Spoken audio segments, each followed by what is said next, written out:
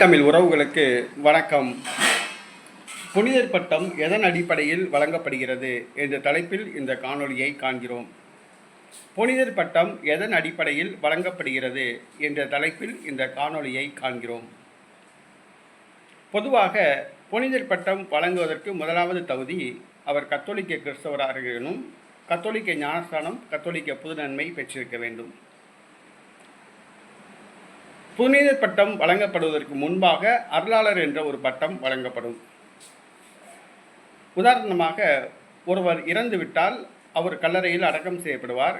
அவருடைய கல்லறைக்கு சென்று வழிபடுவதன் மூலமாக அல்லது அவரிடம் ஜெபிப்பதன் மூலமாக அற்புதங்கள் நடைபெற்றால் அந்த அற்புதங்கள் வைரலாகும்.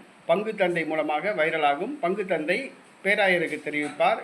பிஷப் அவர்கள் விசாரித்து உண்மையா என்று விசாரித்து அதை ரோமுக்கு தகவல் அனுப்புவார்.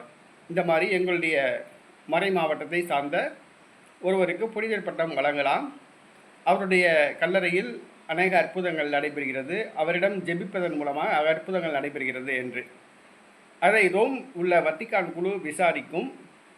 முதலாவதாக அந்த நபர் இறந்து குறைந்தது 25 ஆண்டுகள் ஆகியிருக்க வேண்டும்.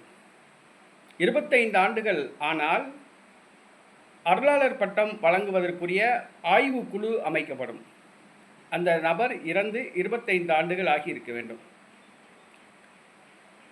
உதாரணத்துக்கு இப்போ அன்னை தெரசா அவர்களுடைய கல்லறையில் அடக்கம் செய்யப்பட்டார்கள். அவருடைய கல்லறைக்கு சென்று ஜெபிப்பதன் மூலமாக, அவரிடம் ஜெபிப்பதன் மூலமாக நிறைய அற்புதங்கள் நடைபெற்றன. ஒரு பெண்மணி சாட்சி கூறினார், அன்னை தெரசா அவர்கள் அணிந்திருந்த பதக்கத்தை என்னுடைய வயிற்றில் வைத்து ஜெபித்த பொழுது என்னுடைய வயிற்று புற்றுநோய் குணமானதாக சாட்சி கொடுத்தார். அந்த அற்புதம் நிரூபிக்கப்பட்டது.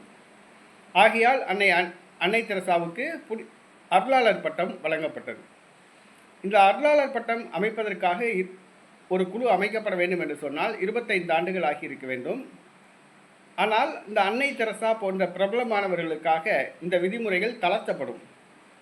25 ஆண்டுகள் ஆக காத்திருக்க வேண்டாம், ஒரு சில ஆண்டுகளிலேயே இந்த குழு அமைக்கலாம் என்று ஒரு சிலருக்கு இந்த விதிமுறைகள் தளர்த்தப்படும்.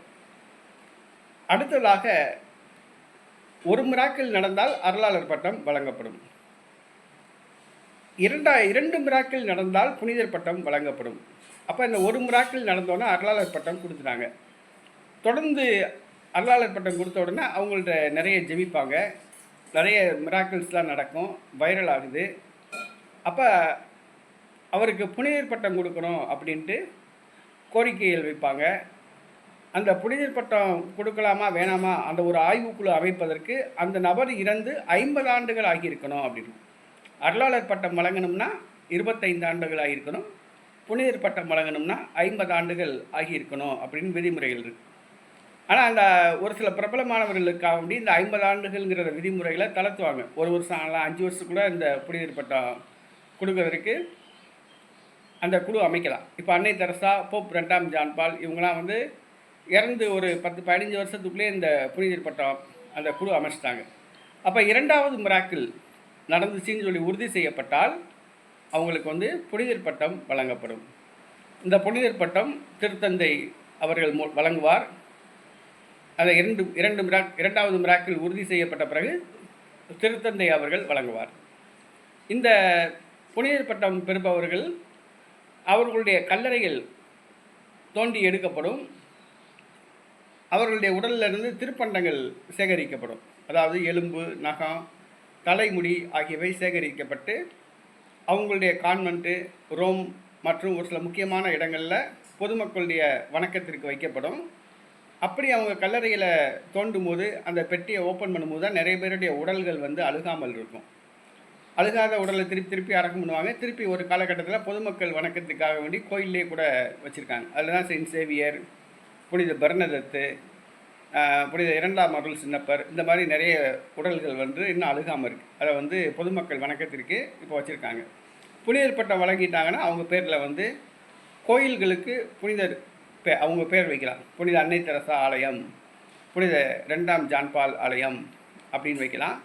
அவங்களுக்கு நவநாள் ஜபம் ஜபிக்கலாம், திருவிழா தேர்பவனி நடத்தலாம். ஆக புனிதர் பட்டம் வழங்குவதற்கு இதுதான் முறை.